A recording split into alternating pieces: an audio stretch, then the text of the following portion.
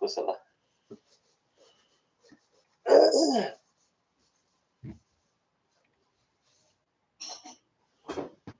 Okay, so we are going to start. Dave, are you ready? Yes, Martin, go ahead.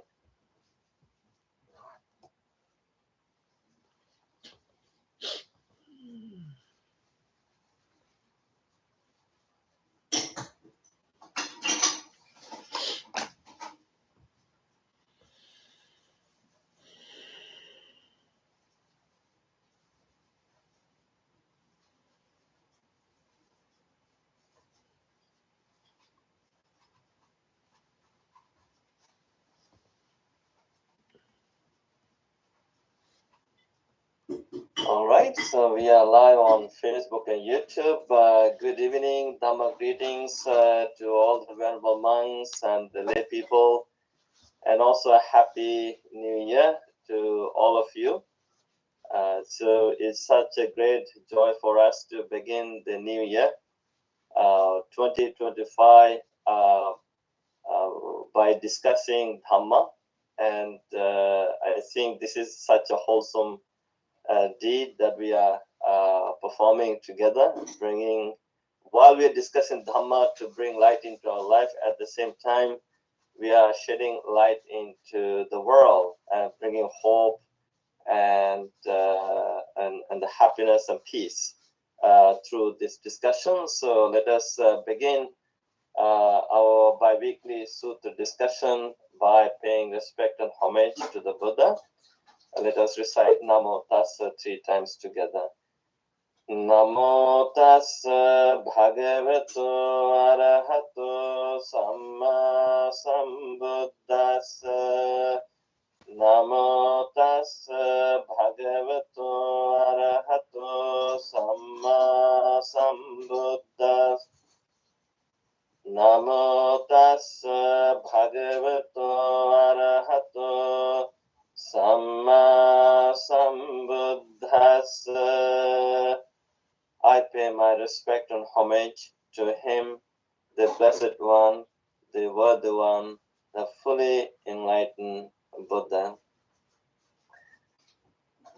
Okay, so today I'm extremely happy to see the great presence of the Mahasangha from different cities in North America for our 93rd bi-weekly Sutra discussion. And as we are beginning the new year with the first week of the new year with the Dhamma discussion, I've sent a very kindful and respectful invitation to the Most Venerable Bhikkhu Bodhi to see whether he would be free to join us, and he replied to me he would be joining us, so he is here today, and he is joining the discussion from New Jersey, and Bhante, warm welcome from New York.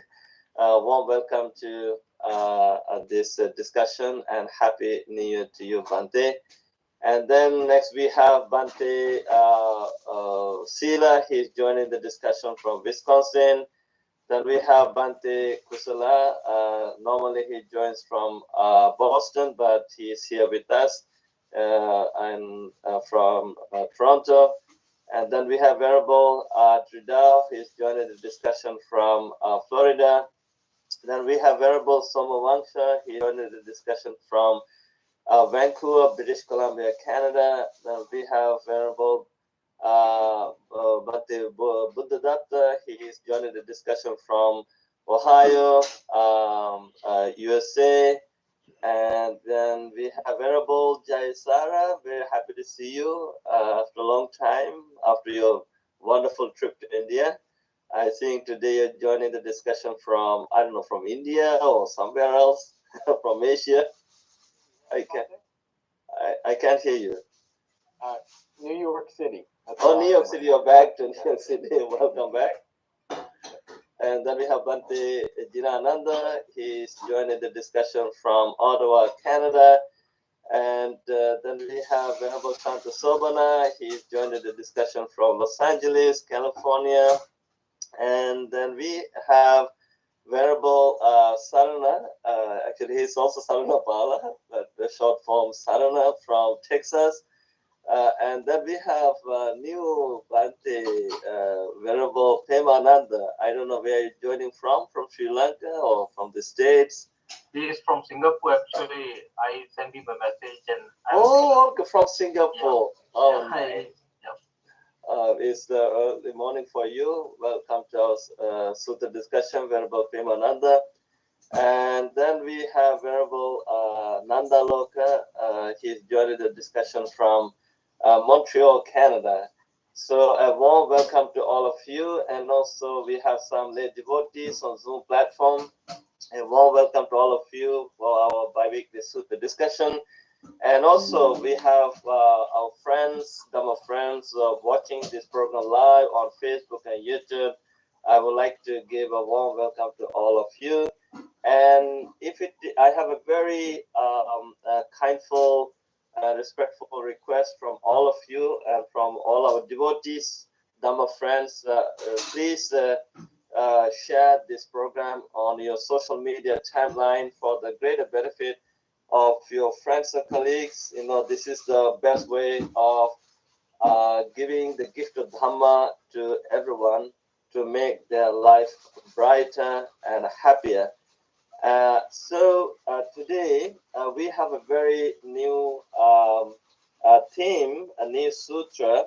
The theme of the discussion is assessing our spiritual journey, essential virtues for attaining the ultimate goal. So we have a sutra chosen from Anguttara Nikaya, known as the Udakupama Sutta. So I would like to invite Bhante Kusala to give us a summary of this sutta. You made a PowerPoint presentation, and maybe Bhante Kusala, you can bring it to the screen. Thank you, Bhante. I've just brought it to the screen.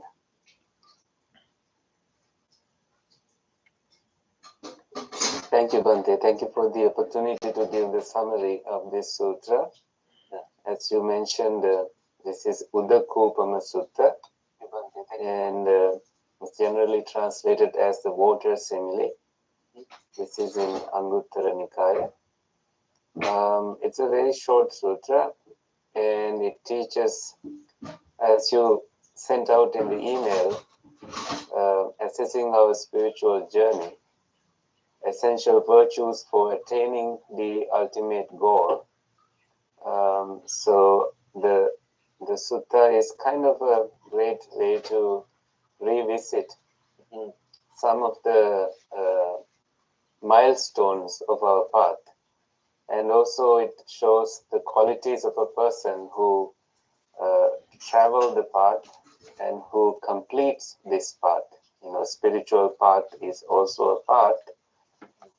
So the way the sutta does it is the sutta emphasizes progression through the path of spiritual development and offers a roadmap of stages leading to final liberation.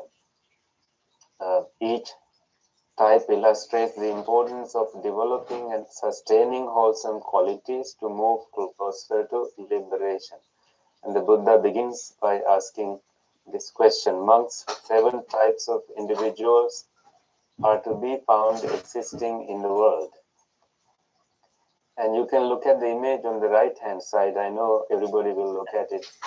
You can see a lotus and a lake and a progression of individuals in different levels of emerging from water. And on top image, you can see this same individual ordained in robes and already coming out of water and reaching to the far shore. So here you see the water simile very clearly. It describes 7 types of individuals through metaphors related to water behavior. So the first individual is someone who sinks once and stays sunk. So this person represents this person has only the unskillful qualities, dark qualities, and he is lost in unwholesome states. So you need to think about 5 hindrances, for example, including sensual pleasure. When someone is lost in sensual pleasures only, they have no time for spiritual development, spiritual path. They are lost in sensual pleasures. And sloth and torpor, for example, if somebody is immersed in there, they don't have time for spiritual path. They indulge in just sleep. And unwholesome qualities like killing beings, telling lies, stealing, these are also qualities that some people already have really mastered. They know how to do these things. And they don't have any regard for the spiritual path. So this person is like a person who sinks once and stays sunk. They just go under the water, never come out of it. They go under the dark waters of unwholesome states and they never come out. The second person is, they comes to the surface of water, but they sink again. This is kind of an individual who briefly cultivates faith for spiritual path, but they cannot sustain it. They don't have the determination, energy, perseverance enough to sustain their willpower. So this leads to their downfall. This is like that person who comes out of that darkness, but then they go back into the darkness. This might remind you of the other teaching where someone goes from dark to dark, someone goes from dark to the light, someone goes from light to the dark, someone goes from light to the light. This is kind of similar to that. Tamo tama parayana, that formula. Number 3, the third person surfaces and stays afloat. This is the individual that develops and sustains their faith and skillful qualities, maintaining a steady state.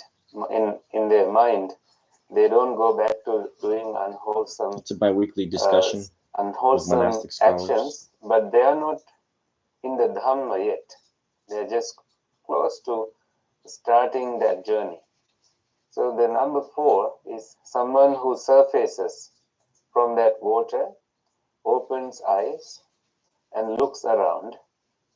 This is really like not the physical eye, this is the Dhamma eye, Dhamma chakku, and looks around.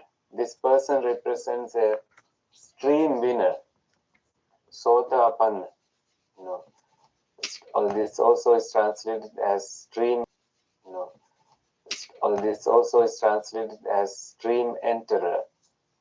Sota is the stream here. Apanna is the one who has entered it. So this is like going against the current. And this person has eradicated 3 fetters. Sakkaya Ditti, the wrong view of the self, Vichikicha, doubt, and Silabbata Paramasa, wrong practices. They think that these practices would lead to Nibbana, moksha, liberation, so they follow them. But this person has come out of that darkness. They have seen the Dhamma for once, and they look around. And the one quality they have, there is safety for them now, that they are never going to regress into lower realms. They are not going to be born in hell realms or any of the lower planes of existence. There is some security there. 5th person surfaces and heads across. This person has more fuel, and this is a once returner, Sakadagami. So Saka has that meaning of once, and Agami, returning.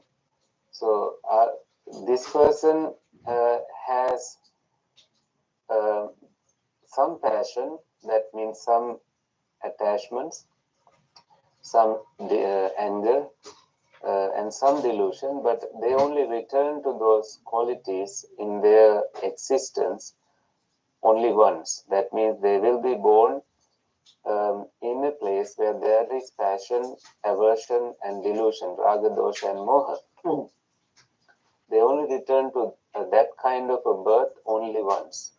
So this person is like a person who surfaces and heads across. That person is quite almost ready to cross to the other end. And now we have the anagami person, number 6. This person surfaces and gains a foothold, and this person symbolizes a non-returner, anagami. So the word is na agami, becomes anagami, non-returning. Like the previous person, this person does not return to lobha, dosa, and moha, greed, hatred, and delusion. Those states of minds have been removed by them through seeing the Dhamma and not being attached to those levels. So this is called transcending the 5 lower fetters. So 5 lower fetters include the previous 3 fetters that I mentioned, and then Kamaraga and Patiga. Kamaraga is the strong desire for sensuality, and Patiga is aversion. So they have let go of that attachment to sensuality and also Patiga, aversion. So they don't react to things. They don't return to that kind of existence because they have purified their mind. They don't return to the sensual world, achieving unbinding. That means they are not bound to the sensual realms. They will appear in pure abodes, Suddhavasa states, because of the purity they have cultivated in their minds. Number 7, this is an arahant, crosses over and reaches to the far shore. In the image you can see the arahant here, already at the end. That person has already completely eradicated all taints and reached full awakening, standing on the high ground of liberation. You can see in the image there is a bright sunlight, sun is shining, so the arahant could be that sun that is pure and shining and bright. So they have eradicated, they have actually transcended all fetters, sanyojanas. All the chains are broken and seen with truth. So their mind does not cling to any lower realm of existence or higher realm of existence. They have no ties. So I had to separate what are the dark qualities as in the sutta, and then what are the skillful qualities. So the dark qualities are also called akusala, unskillful qualities. You can think of my name, Kusala. So akusala is the opposite of it. Exclusively dark, unskillful qualities according to the teachings. So lack of saddha, lack of faith. Ahirika, the number 2 quality is absence of a sense of shame. So when no one is looking, nobody can see. Let me steal this. This is not a good quality. They must have a sense of shame. Even when no one is looking, they should still think, I will blame myself. Therefore, I will not do this. So because you are the person who is going to ask the biggest questions from you at the end of the day. So you better not do anything like that. Absence of moral guilt or dread, anotappa, about the results of actions. So karma, when they are done, you do not have any regard for their consequences, the results. So you engage in such actions. This is extremely dangerous for a person who wants to be pure, who wants to practice and get to the path and follow the steps forward. And therefore they must have these 2 qualities, shame and dread, the guilt, anuttatta. And laziness or lack of persistence. They don't have energy, virya. They start meditating and they don't continue. They start practicing, they don't continue. They start loving kindness, they don't continue their practice of loving kindness. They don't cultivate the loving heart in their minds. Number 5, failure to understand clearly the skillful and unskillful qualities. Failure to understand what is akusala, what is unwholesome, and what is kusala, what is wholesome. So this means this person has no ethical reflection and they don't have effort to cultivate goodness. And here are the good qualities. They have faith, saddha, faith in the Buddha, faith in his teachings, faith in the Sangha. They continuously cultivate faith, saddha, conviction. They also have their own qualities that they want to get benefits of as they practice. They have the sense of shame, hiri. They also have ottappa, ethical sensitivity and awareness of moral responsibility. They have virya, persistence, and capability to understand things, panya. In the line of sila, samadhi, and panya. Panya is the highest precious jewel. Panya naranam ratanam. As we may have heard, for humans, wisdom is the highest jewel, highest gem that we can own. So having wisdom is so important. Understanding things, understanding the truth, helps us to let go of ignorance, not knowing, and come to know things. This has a liberating effect on you.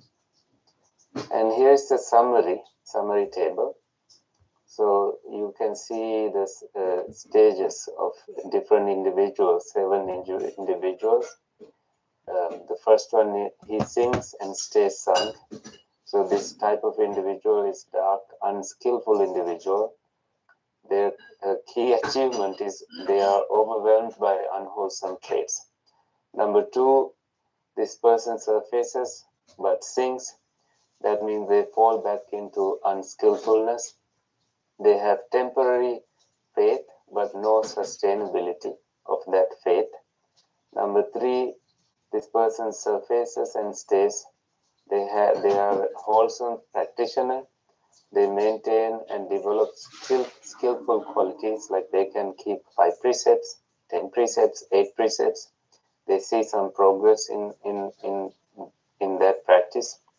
Number 4, this person comes out of water, opens eyes. Number 4, this person comes out of water, opens eyes, the Dhamma eye, and looks. This is a stream winner, Sotapanna. This person eradicates the first 3 fetters.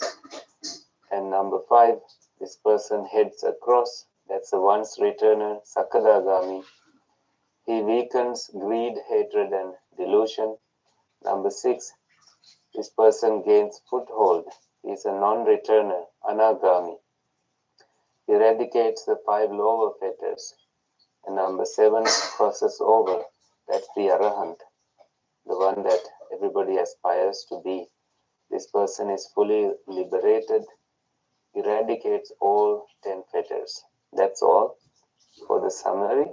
I believe Venerable Bhante Bhikkhu Bodhi is here. He may also correct me if I have made a mistake in this small presentation. Thank you all the Venerables for being here. Thank you, Bhante, for the opportunity to present the summary.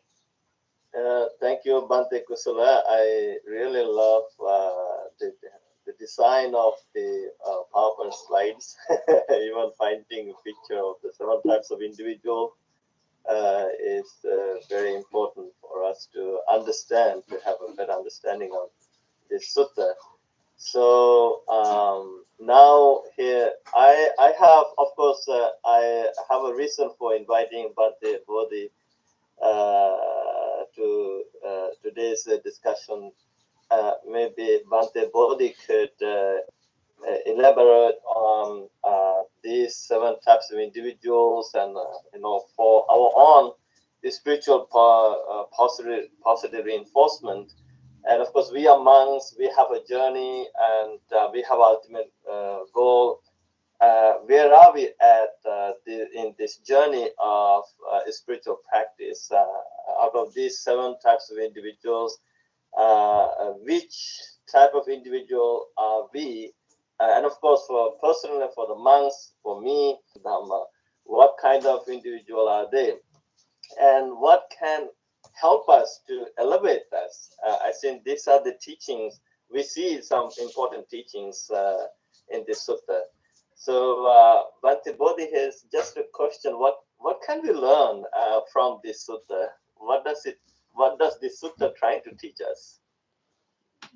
Bhante, you have to unmute yourself. You have to unmute. Yeah, now. Yeah, first I have to express appreciation to Bhante Kusala for doing such a thorough and beautiful and magnificent. And, Yes. I was thinking after his summary of that sutta, we could just end the whole discussion right now. And it makes me feel a sense of shame since I give sutta classes, but I could never design such beautiful illustrations with all of, how did you get those images of it looks like the monks or men coming out from the water onto the land? I actually asked ChatGPT to help me. You got what? I asked ChatGPT to help me with the design. Oh, that's cheating. That's cheating. Modern You monk. should have some artists help you with it. Yeah, okay. Something just occurred to me if you could put up the list of the individuals, Okay, the so 7 individuals. let me bring it here. Speaker Bodhi, I'll contribute here shortly. Right now, we just gotta listen for a second. Okay. No, those are the qualities. There were the 7 individuals. I think you go to the beginning, the first one. Oh, what happened to it?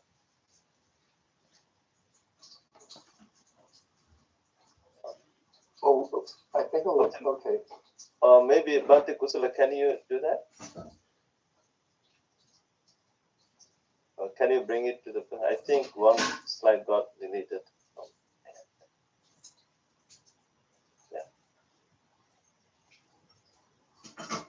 Yeah, I think that's the one. Yeah. Okay, so among these 7, we could make a distinction between 3 and 4. So the first 3 would be putujanas, or ordinary people, those who have not yet reached the plane of the Aryans. And of course, the last 4 are the 4 stages of the Aryan disciples, so those who have reached the Aryan attainment. And so I think we're pretty much all familiar with the Aryan individuals, and the text here gives the standard canonical definition of each of those types. But the first 3, we could say, are different putujanas, ordinary people, and distinguished by their relationship to these wholesome qualities. And so we have the first one is the putujana who is completely bogged down in worldliness and doesn't even have a sort of a glimpse of wholesome qualities, doesn't make any effort to develop wholesome qualities. So this is completely what is called the blind worldling, andaputujana, the one who's completely lost. Okay, number 2, maybe can't speak for the other monks on this call, but maybe this word downfall is too strong. Let me just see, I have an alternative translation. So this is the one who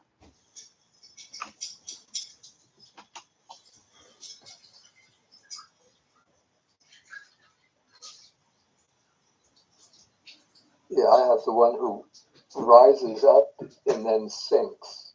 It's not that they go to the downfall. Downfall is a very strong word, but sometimes they develop the wholesome qualities, but they can't sustain them.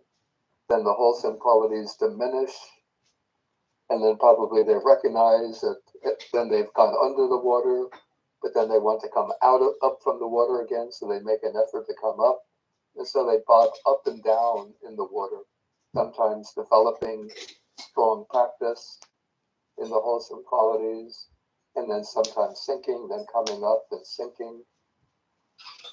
Okay, and then the third one is the worldly person, still the worldly person, the Putujana, but this is what the commentaries would call the Kalyana Putujana, the good or excellent worldling. So this is the one who has a strong commitment to those wholesome qualities, is developing them energetically, vigorously, persistently, patiently, but hasn't yet reached any of the Aryan stages. So this would probably be considered the person who has entered maybe the stages of insight knowledge, the vipassana jnanas, and is developing those insight knowledges, but has not yet made the breakthrough to the stage of Aryan realization.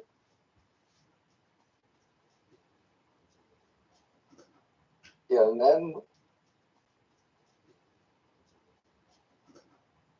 then the further interesting idea brought up in this particular sutta is that group of 5 qualities. Is there any place in the sutta that the group of 5 good qualities, wholesome qualities, is there in the suttas a collective name for that group? Be the fourth person, maybe explain here, emphasize that he already eradicated 3 fetters in the beginning. No. What I mean is that these 5 qualities, faith, moral shame, moral dread, energy, and wisdom. Is there a collective name for those 5 qualities? I think akusala qualities. Yeah, I mean, they're akusala, but we have like the 7 treasures, the 5 faculties, 5 powers. Here didn't mention that as of the 5 faculties, 5 powers. Here didn't mention that as of 5 faculty or 5 energies, but it's mentioned only just he developed, he cultivate or not. These 5 qualities. I don't recall one single collective name for these 5 qualities, but they occur in some suttas in the Anguttara Nikaya, Book of Fives. I found them. I just did a quick search and then I found them. So in the Book of Fives, sutta number 8, I think actually we can go earlier, further back. Okay, number 7. Oh, even further back, actually. Oh, I think these are called...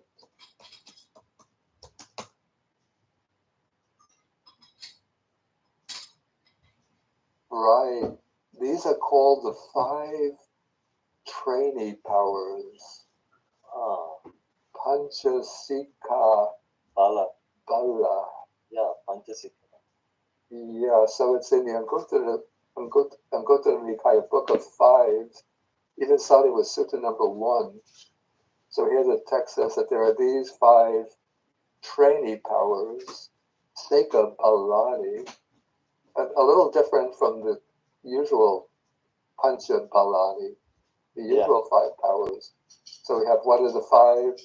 The power of faith, the power of hiri, moral shame, power of otapa, moral dread, power of energy, power of wisdom. So those are the 5 trainee powers. And then the first roughly, I think, 8 suttas, 9 suttas, 10 suttas in the Anguttara Nikaya Book of Fives deal with different sort of variations on the theme of those 5 powers.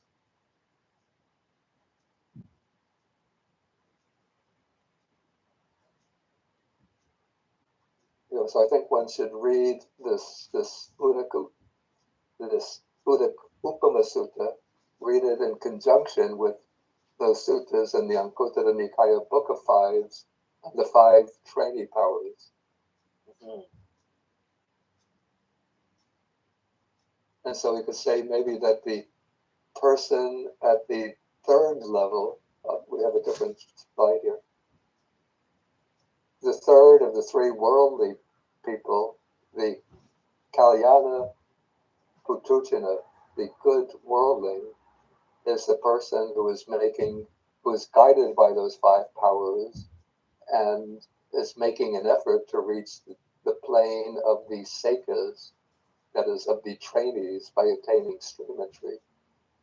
And then when that person attains stream entry, then they will possess those 5 powers. They become part of their spiritual equipment. And then they continue to develop those 5 powers until they attain the 4th stage, the stage of arahantship. Okay, so that would be my comment on this, on the sutta.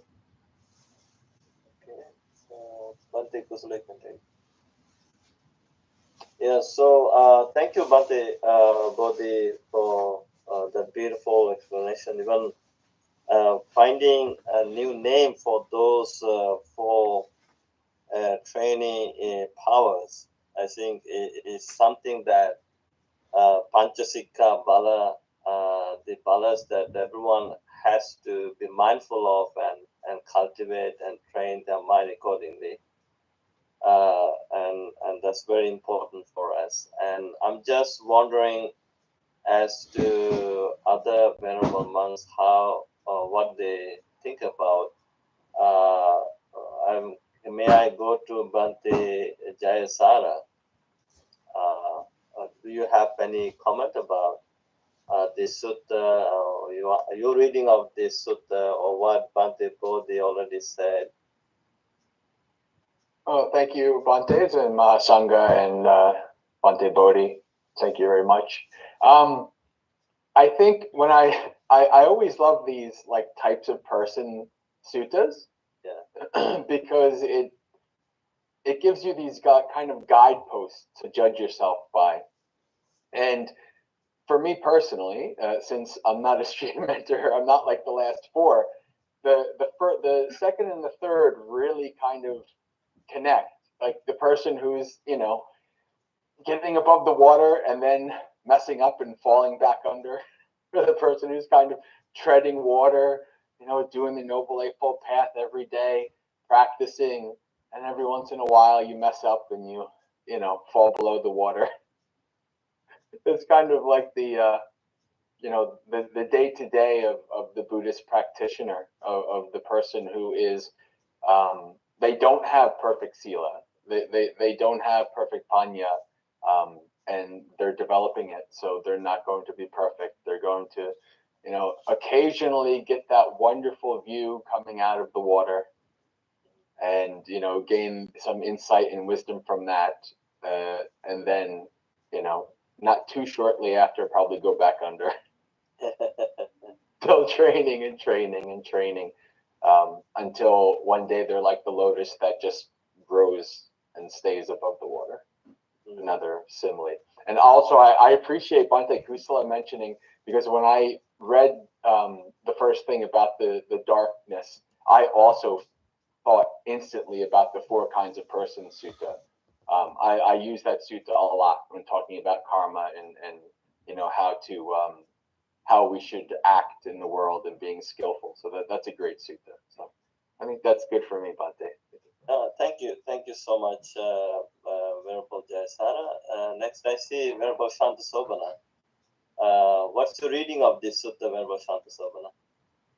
Oh, thank you very much, Venerable Sir. So with my heartiest respect to all, and I wish you all the best and happy new year to everybody, and especially we wish you good health and the longevity for our most venerable Bhikkhu Bodhi. And with that, when it comes to this sutra, and I'm really happy, Bante Saranapala, you brought this sutra in the beginning of this new year, because everybody are into planning New Year resolutions during this time period. So I think that this sutta give a kind of like a direction for us to understand how the spiritual practice can bring us to our day-to-day life. So when it comes to this sutra, we see there are 7 characters, 7 people. So from beginning to end, this all 7 people, or the 7 characters, or the 7 stages, separated from the quality that we practice. And when it comes to the qualities, that the main quality, according to the sutra, is the saddha, or the faith, conviction, the trust that we build. So, and some people able to build up it, and we all have it. So that's mean according to the very fundamental, the ultimacies of the Buddha's teaching, Chitta Chaitasika Rupa Nibbana. So the Nibbana already within us as the foundation, only thing how we can bring it up. So same like the Shraddha, we all have it, but there are some people able to develop it.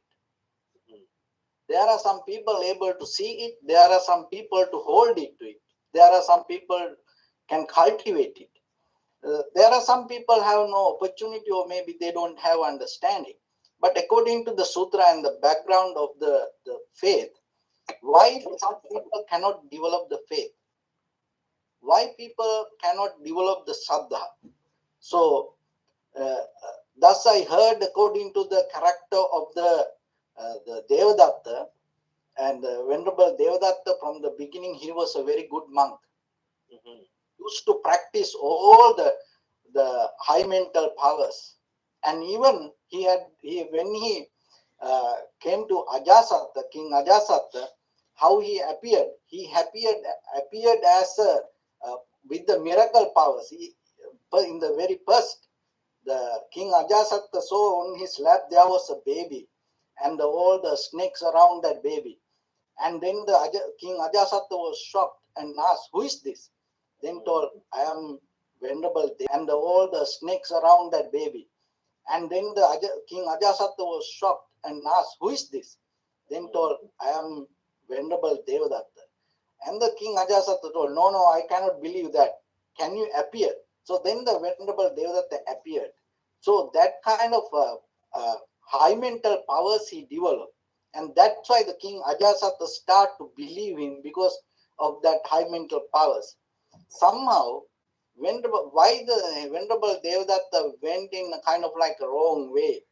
The very first thing was, because in the beginning, according to the stories, that Venerable Sariputta many times appreciate his practice and effort that he put into practice.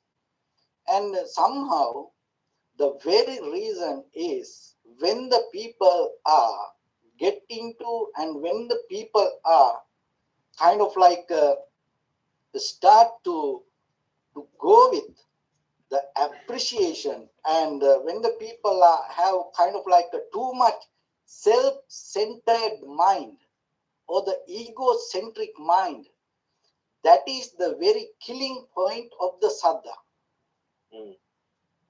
So if anybody able to reduce the power of the self-centered mind, or the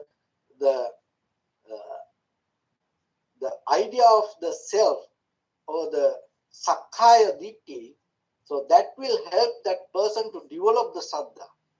So in that way, according to what we see nowadays around the world, with these social medias, and with this all the YouTube, TikTok, Facebook, and everybody so crazy following views. People, of course, we have to promote. Of course, we have to bring things to the society, and we have to share.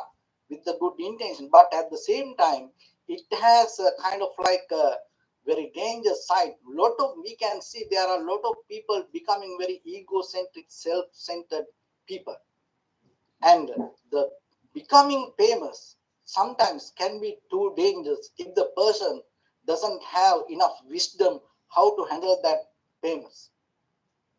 So we see that everywhere, and even in Sri Lanka, we have seen very young monks nowadays get into this trouble, and when they become famous and when they go kind of like into the society, when they become very famous with the social medias, they get out of the practice.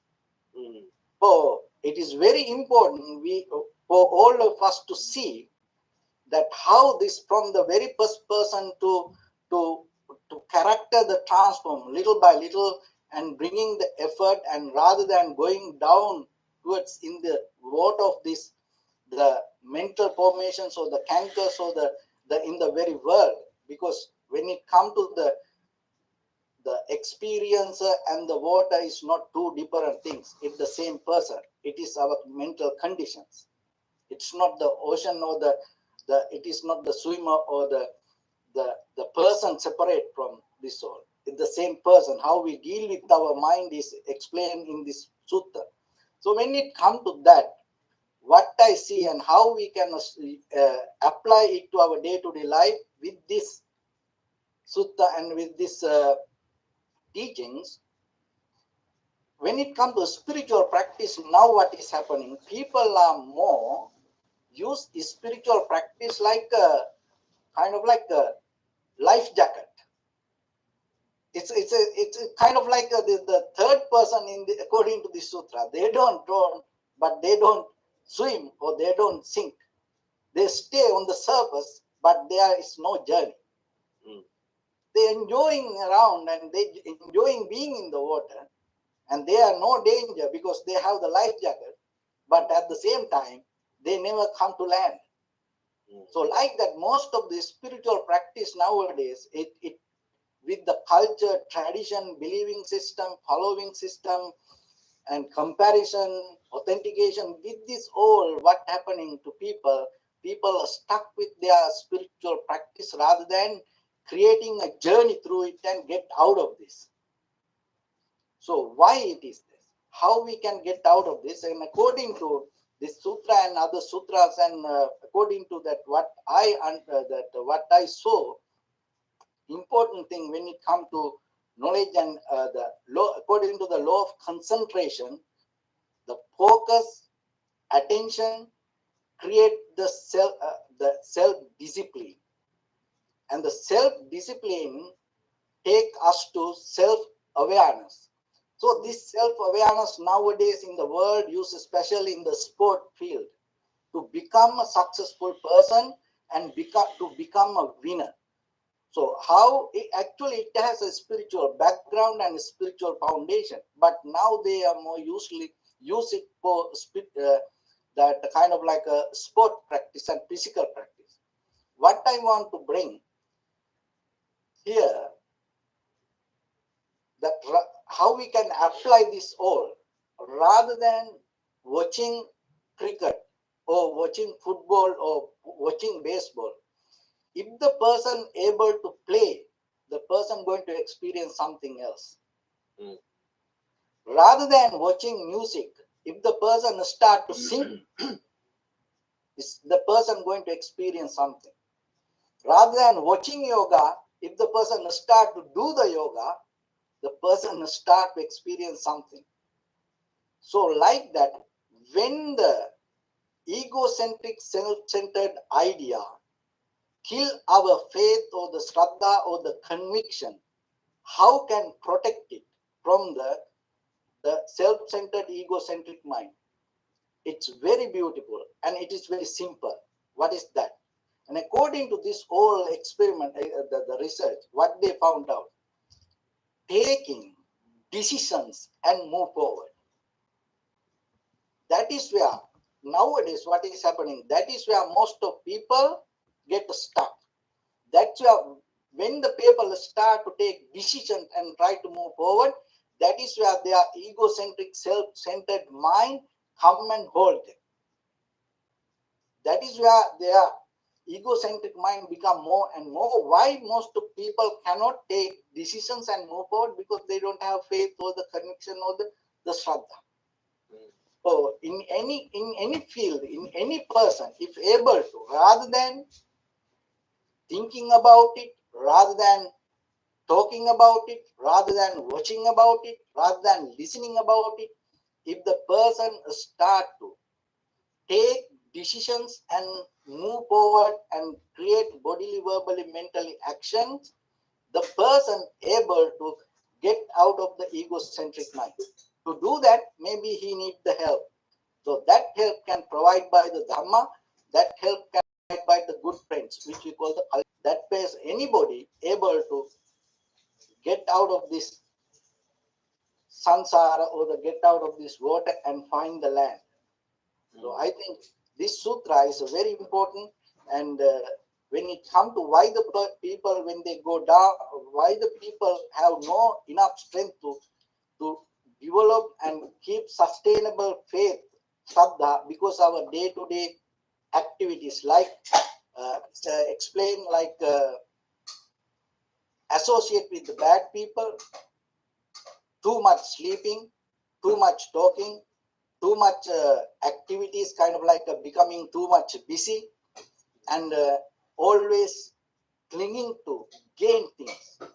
Those are things that allow us to get stuck with us, that who we are, and with our self-centered mind, and that the bottom level that it's explained why it kill our faith or the conviction or the saddha.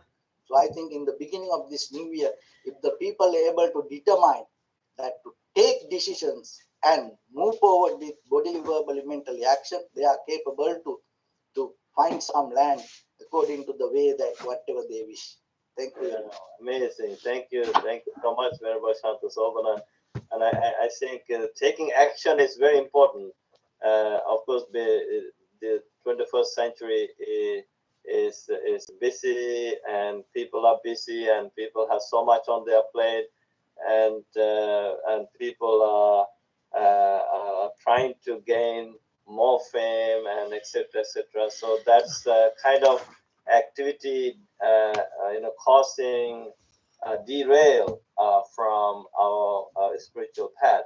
And I think when we have the saddha, then we make a commitment.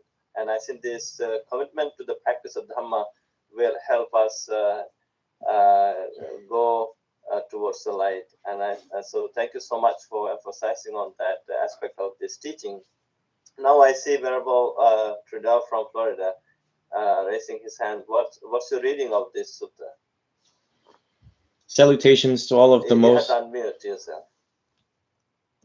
Oh, so much for mindfulness there. Salutations to all of the venerables and most venerables present today. Rejoice in having all of you and some of the newer venerables that is joining us. A lot of brainstorming when it comes to similes such as this, so vast, so broad, so deep, that one contemplates on. And I wanted to first start with connecting, keeping the precept to the simile of drowning, the correlation, the analogy of. So lately I've been observing a lot of students not keeping the precepts, and particularly touching marijuana, stimulants, cocaine, alcoholism. In the threefold training of the Theravada order is keeping the sila, keeping the precepts, followed by meditation, thus leading to wisdom. Today's sutta is supremely effective when explained in this way. I'm going to give it a shot. That's the youngest monk here. When a person, so I was a lifeguard for the city of Clearwater here in Florida. Got my certification back in high school and subsequently worked at Ross Norton Pool. even though our training is not as rigorous as beach lifeguards, but I ended up saving 6 kids, and our supervisor Tom Finley told us to do laps often in the cold water of the pool. And you know, some of us had our fears back in the days, and one who is not trained to swim would obviously fear water, fear of drowning, fear of dying. One who is not trained in doing the strokes and properly pace yourself and finding the middle way of pacing yourself, one gets tired very quickly trying to get to the other side. You exert too much energy, and you end up um, wearing yourself out. Likewise, it's I find it the middle way. The one gets from point A to point B back and forth 22 times, and it was determination that will lead you to do that. So you know, we enter into this world not knowing. We enter into this world without the Dhamma, without through the informed lens of the Dhamma. We come into this world ambivalent, ambiguous, fearful, which is accurate to describe most humans these days. They're scared, they're afraid, they have reasonable fear stepping out of the house, not knowing what's going on. You know, terrorism seems to be proliferating lately. Crime rates in New York and elsewhere, you know, just the nature of our world, the true nature of reality of our world, lead ones to have reasonable amount of fear. So I describe the our world is like the vast ocean, and you're being dropped into the ocean. Because school obviously doesn't teach the Dhamma. I find supreme value in witnessing in this lifetime Bhante Saranapala's Dhamma school, the value in it. So you know, so our public school doesn't teach the Dhamma, and you know, our parents, some are not well versed in the Dhamma. You would be lucky if you were born in a place, at a place where there is an actual Theravadan monastery. That's a supreme blessing.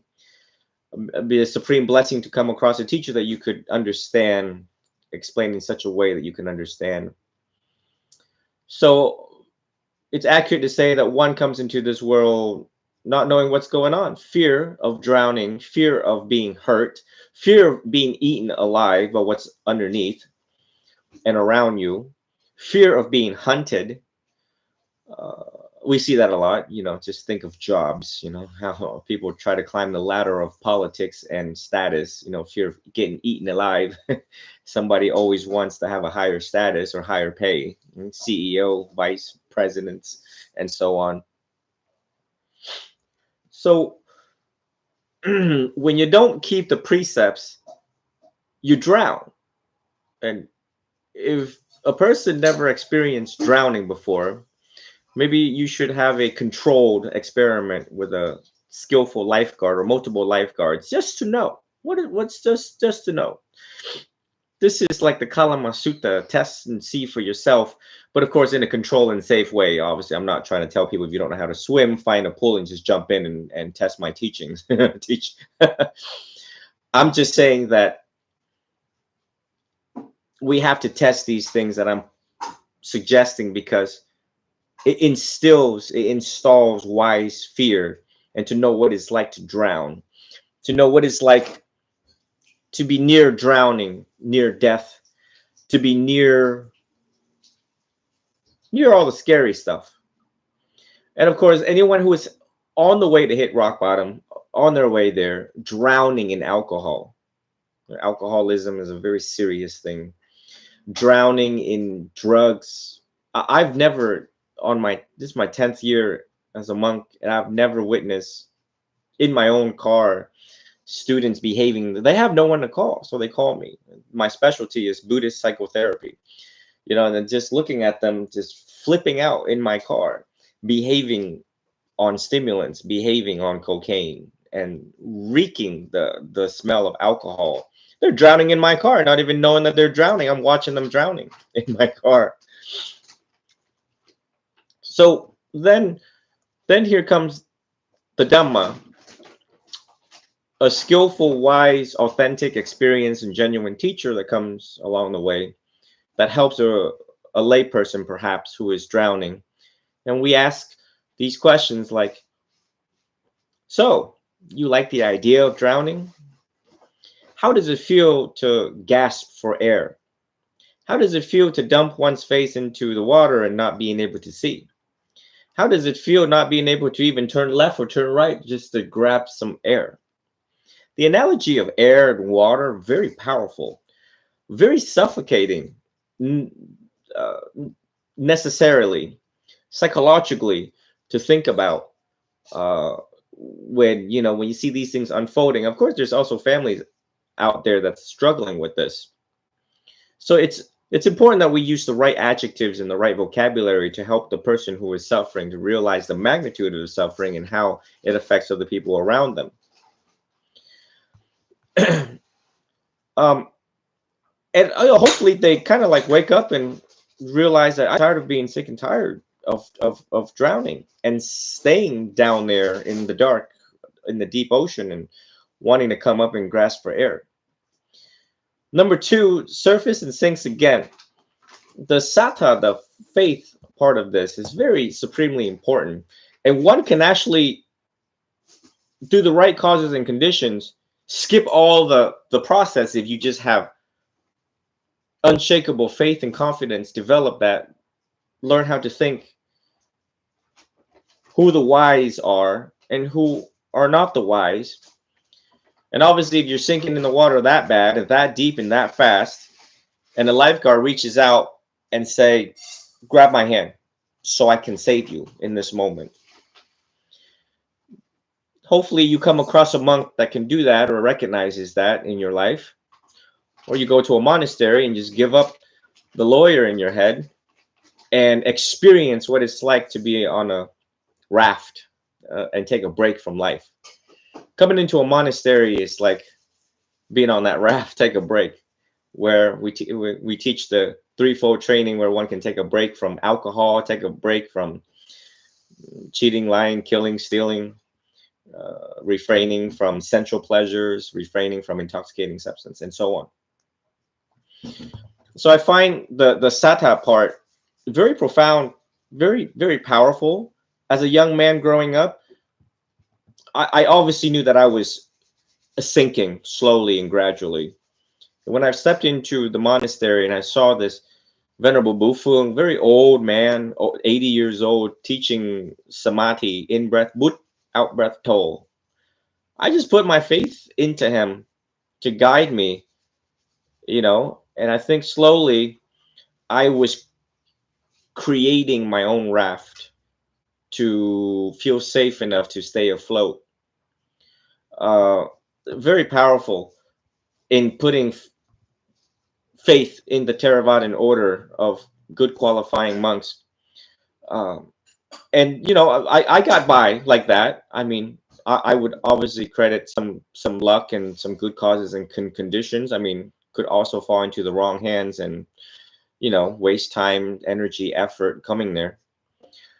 And so I just hope that people try to reflect on this sutta. And I find going into the feathers and the four stages of enlightenment sometimes difficult for lay people entering into the Dhamma. And that's why I started off first with raising awareness into the Sila aspect of it, because it seems like our world is pulling them that direction. And if you can't keep Sila, learning about the Dhamma becomes harder, it becomes foggy, it becomes not clear. Keeping Sila is like someone giving you a pair of those swimming goggles so you can actually see and make informed choice and decisions on where you want to swim, what direction you want to swim, us pointing the way for you. So yeah, I just wanted to take that short time to emphasize Sila, the importance of it, as this obviously was my experience over the past month of guiding students and trying to help them cultivate new habits, trying something new. And this new year, we should reflect on if we do things the same way, our old ways and our old habits, old ways in our old days, we would have another year and not a new year. So anyway, I'd like to yield the floor back to the monastic order. Thank you so much for your patience. I hope that made sense. Thank you very much, Rida, for emphasizing on the practice of sila. It's very important. So now I'm just wondering whether anyone has any questions for the most venerable Bhikkhu Bodhi, and maybe we can ask him questions. Now there's a question from someone, Dharmika, who is watching on YouTube. He says, he or she says, I feel that when people are drowned in water at different levels or ways, will suffer as in the sutta. Is it correct? I mean, this question is not that clear, but I think the Bhante Bodhi he's asking, when people are drowned in the water, so at any level, will this person suffer according to the sutta? If a person drowns in water, will they suffer according to the sutta? Yeah. You don't have to rely on the sutta. I think if a person drowns in water, it's not a matter of the Buddha's teaching or not. They're going to suffer unless they intentionally, people jump off the Brooklyn Bridge to commit suicide. But now I think there's a fence around the bridge so that you can't jump off it. You can go off other bridges and jump off. Then you'll drown and you'll suffer in the process of drowning, though you might temporarily escape the suffering that led you to commit suicide. But ordinarily, if a person drowns, they're going to suffer. So yeah, not contingent on the sutta or not. Yeah. So drowning in the water is being referred to what? Is that the hell or? Yeah, one thing though about in the Buddha's teaching that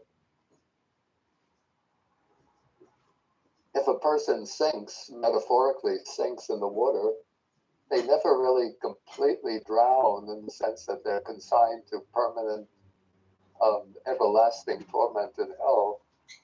But even if a person falls away from the Dhamma or falls into hell, even for aeon, after passing aeons, eventually they'll come back into the human realm, and then they'll have another chance to enter on the path to liberation.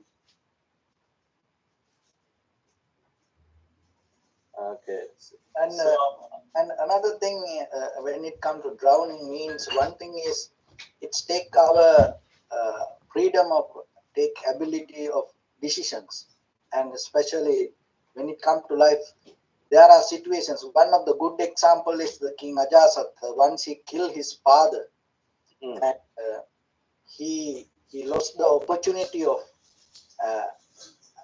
becoming a better person. So like that, sometimes in our life, there are situations come. Once we get into that situation, there are no U-turns. We cannot come back. So when I go to the prison, sometimes I talk with some people. So they didn't have any intention from the beginning to do any bad, but because of the friends, they came to some situations and they have done. Until they have done it, they never thought about it. They are very nice people. They never had any bad intention to do any wrong things. But once the situation happens, they have to go with the certain consequences and no way back. So that is why we have to understand. It's very important that before we do something, we have to understand, do we need it or know, or how much we know about it? Because sometimes it takes our opportunities to take the decisions, and we have no chance anymore to do or move forward, or it not allow us to grow. So that is one thing when it comes to the society, because I work with this LAPD now 10 years, and sometimes they they bring some people to me. I talk with them. So in day-to-day life, if I ask why you do this, and they say, I didn't know about this. But end of the day, that whatever we didn't know or we can't say, it is not a right answer. Oh, I don't know about it. Because we are, once we do something, we are responsible. So it's very important. Sometimes because of our desires or because of our, we want to make other people happy, we try to do things to make everybody comfortable. But once we do something, whatever we have done, we are responsible for that. So that's why it is our responsibility to take care ourselves also. Recently, I saw that Venerable Saranapala share a post to, it's kind of like that the burning man, don't burn yourself to give others comfort, right? Yeah, same thing. It's a very, very beautiful sharing, because that is what most of time people do. They have no idea of where they're going to end, but they try to do things and make other people happy. So just imagine in the end of the day, if we cannot take, if we don't have the freedom to take a decision and do something, and what's the meaning of life? So now I see Suminder from Zoom platform. So drowning mean basically not following Buddha's teaching. So is it now? So Bhante Bodhi, what's the significance? Why is it so important? Or to practice the Pancha Sikha Bala, the 5 training powers. Now, in the Udakupama Sutta is being referred that when this Pancha Sikha Bala grows, then you come out from the water. If they are not powerful enough, you drown again. You go back to the storm. Now, even in becoming a Sotapanna, Sakadagami, Anagami, and Arhat, these 5 training powers are very important in addition to other practices. Now, can you expand a bit, elaborate on these 5 training powers? Bhante, you had unmute, Bhante.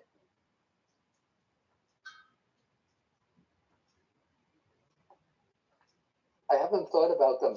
Certainly, if we take the relationship between these particular 5 Shekabala and the 5 Indriyas, Panch Indriya or the Pancha Bala.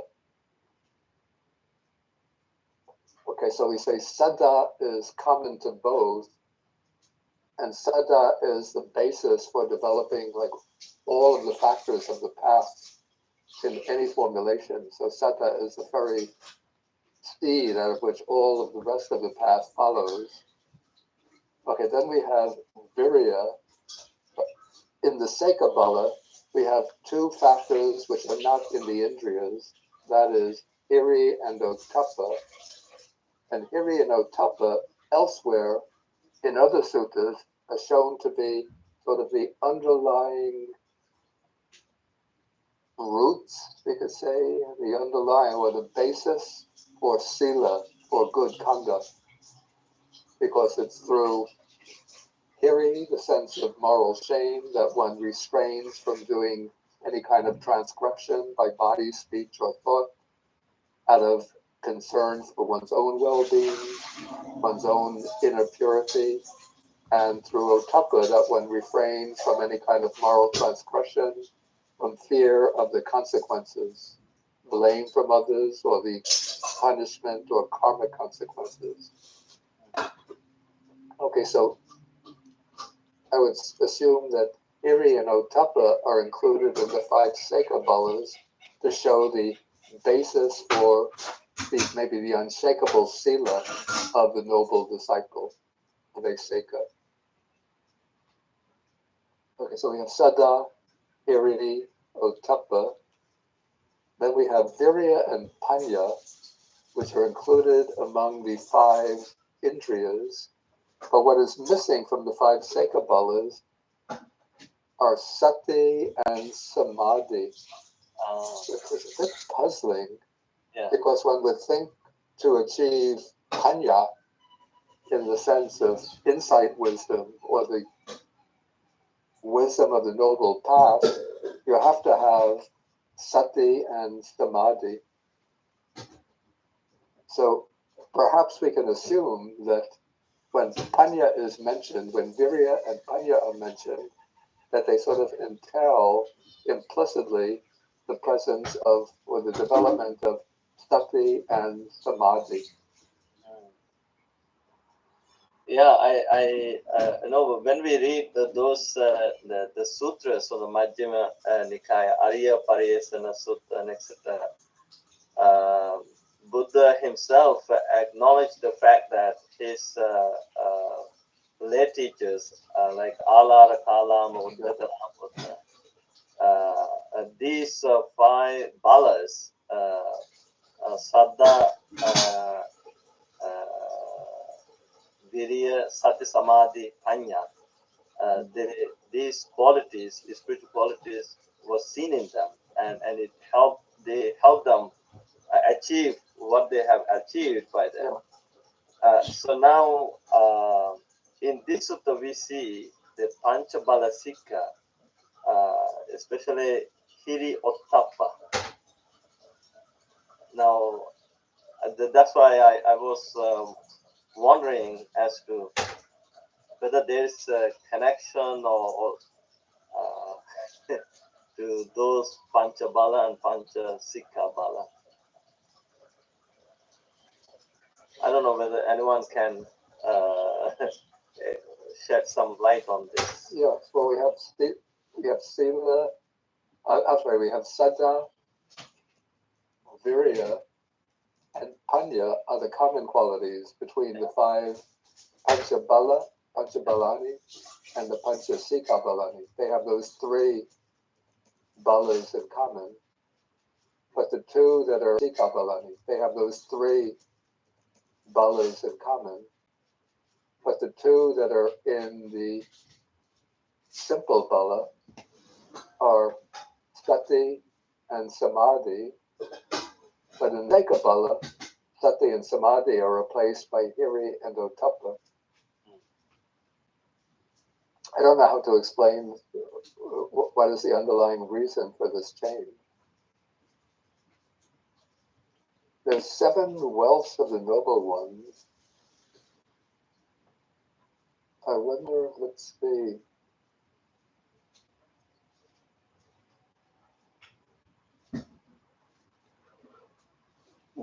Bhante, I would say that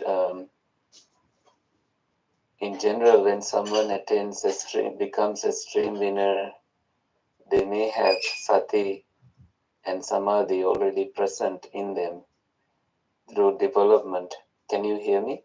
Yeah. Yeah. Although in this list we don't find it mentioned, I think we only have to assume that those qualities are essential in the path and developing them. But it's a wonderful comparison we did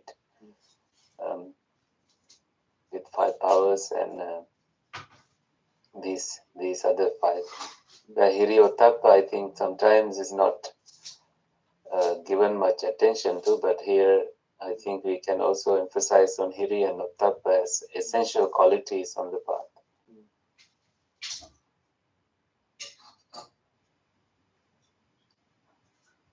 Now, here's a question from someone watching on YouTube Live called Aruni. Is asking a question. Thank you, Venerables. Is it possible to offer practical steps to make Sila strong and solid?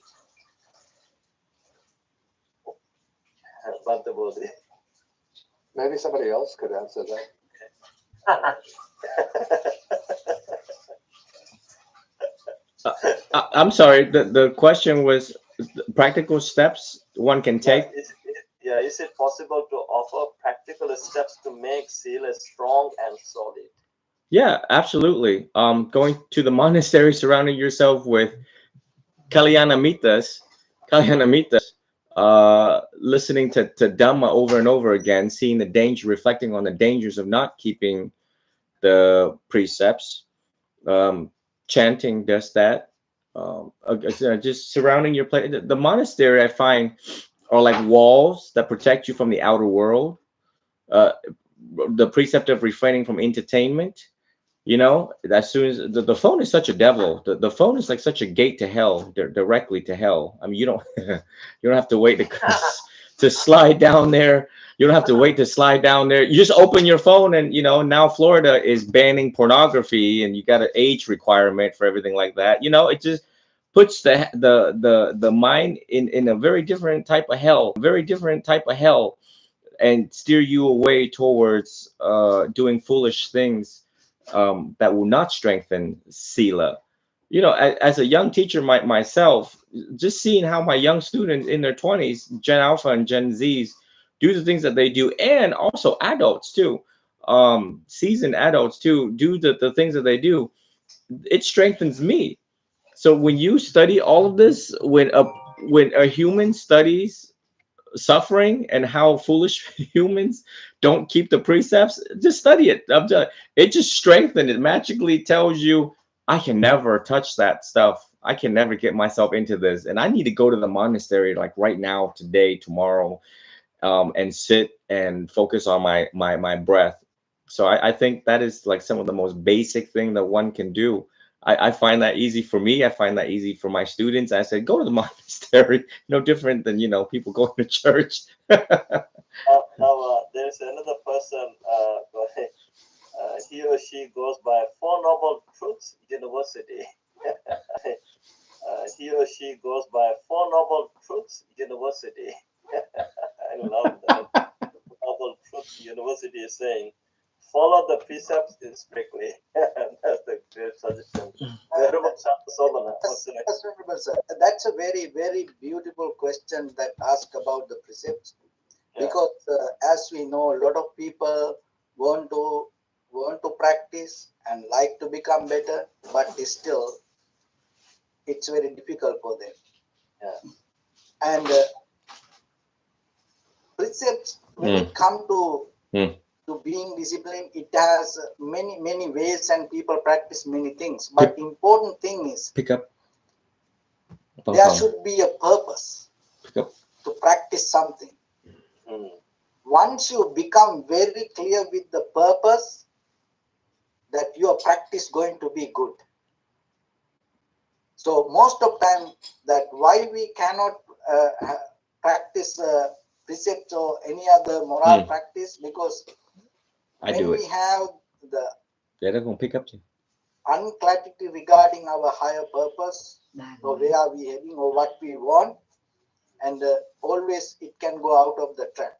So how to maximize and how to practice the moral discipline or precepts, or how to be in that develop it again and again, not focusing to what to practice. Once you become very clear why you have to practice, your that always that your the bottom line going to become good. So that's why whoever asked that question need to tell. So don't just practice anything, because then by the time you're going to get tired, and then maybe you get the wrong result, then you're going to hate it. So no, first look into what you want. Be very clear. Again and again and again question this. Once you become very clear, 100% clear regarding that your higher purpose, don't worry about how to practice it. You're going to get it.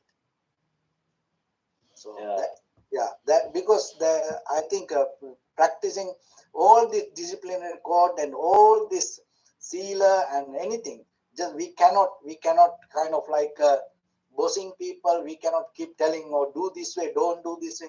The world not going to follow that anything that whatever we say, don't do this. No, people are different. People are going to do certain things, But if the person willing to become more better for him or her, if the person have the very clear idea and the reason, the person can go towards that. When we become the lack of understanding regarding our higher purpose, all the demons going to come to our head. Thank you. Venerable Kusala. Bhante, just two things. Bhante, Jinanand left this in the message box of Zoom about a Putujjana. He said many people think and say that they are Putujjana while they already follow the Buddha, Dhamma and Sangha, which is wrong according to Dhamma. The Buddha has given a clear definition for Putujjana. Putujjana never considers the triple gem as worthy.